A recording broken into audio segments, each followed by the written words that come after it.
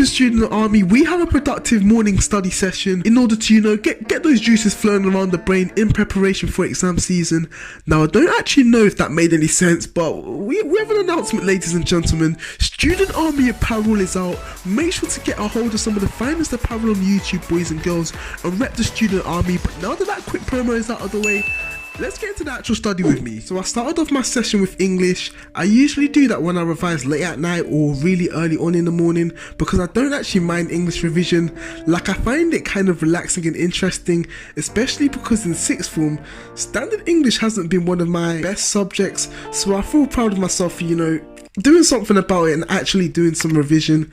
As mentioned in my previous study with me, I divide my pages and thus each chapter or scene, in this case, into fours, and then write down some key points/quotes in each box. I actually went through this in my previous study with me, so I'm not going to go into too much detail about this, but if you want further info, I'll leave a link in the description to the video I'm talking about. I then went into Quizlet in order to look for some key quotes to start memorizing.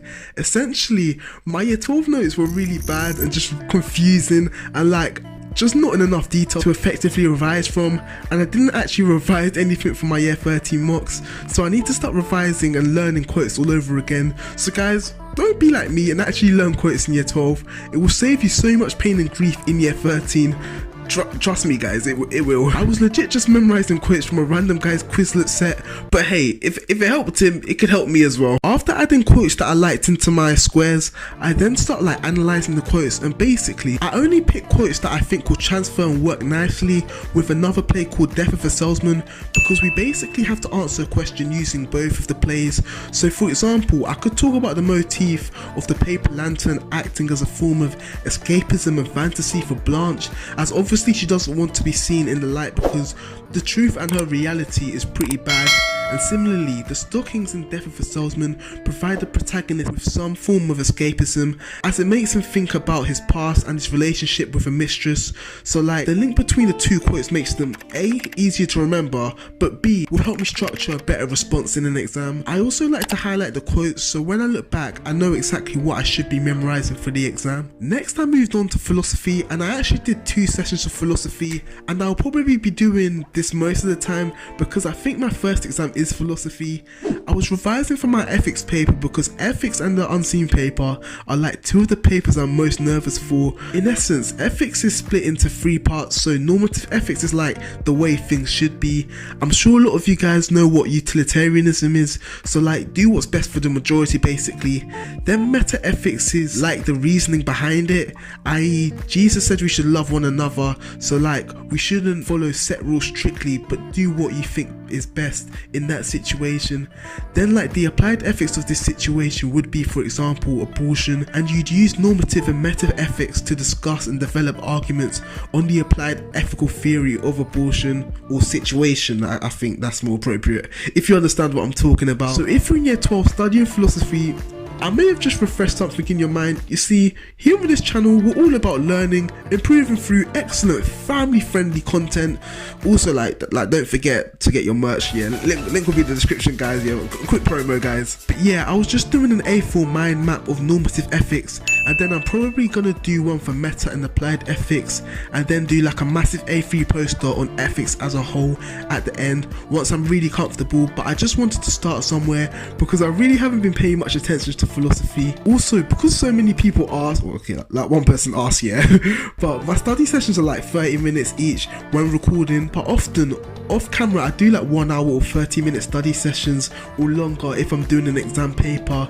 But obviously I don't want to bore you guys out by showing you 1 or 2 hours revision, so I just show you in 30-minute chunks. Next up, I moved on to some biology revision, and yeah, I actually did a test paper that I didn't do too well in. I got 26 out of 40, but there's time for improvement.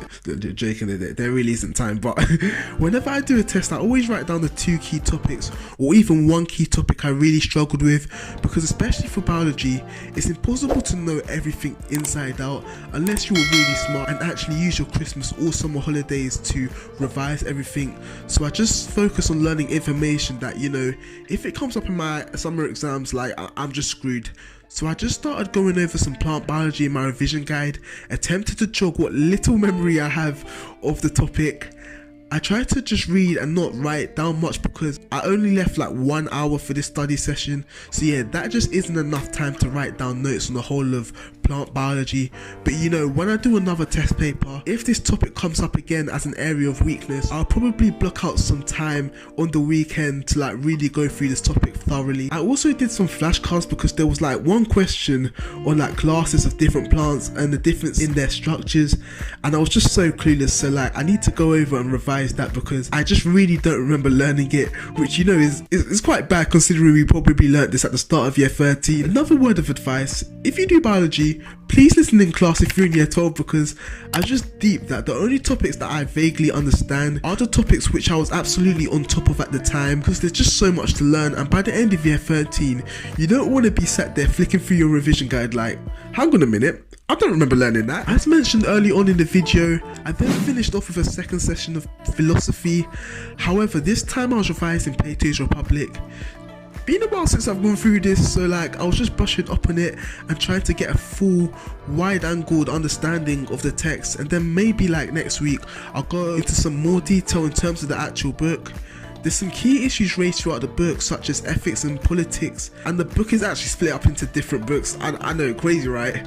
But like, I was assigning the different books to the different key issues, which will help me with my overall understanding. I was using a revision guide that our teacher made for us, so if you're in my class and you're watching this, I mean, I don't know why you would be, but if you are, maybe look at the revision guide which is on SharePoint, because I just find the book pure waffle and the revision pack helps me to understand it and somewhat give me something to actually revise from. And on that note, that is the end of the video, guys. I hope you guys did enjoy.